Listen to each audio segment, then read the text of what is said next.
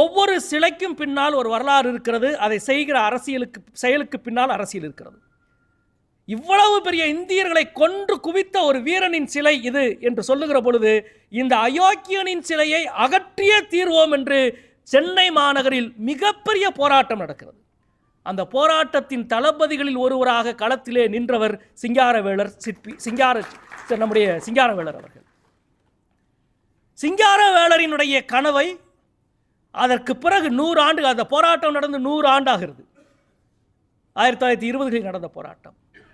100 ஆண்டுகளுக்கு பிறகு சிங்கார சென்னையை சிங்காரவேலரின் சென்னையாக மாற்றுவோம் என்ற வார்த்தைக்கு பின்னால் என்ன அரசியல் இருக்கிறது என்றால், ஒடுக்குமுறையின் அடையாளமாக எந்த சிலை இருந்தாலும், எந்த ஆட்சி இருந்தாலும், எந்த அதிகாரத்தின் அடையாளம் இருந்தாலும் அதை அகற்றுகிற போராட்டத்தில் சமரசமில்லாமல் மக்கள் நிற்பார்கள் என்பதின் அடையாளம்தான் சிங்கார சென்னையை சிங்காரவேலரின் சென்னையாக மாற்றுவோம் என்ற வார்த்தையின் அடையாளம்.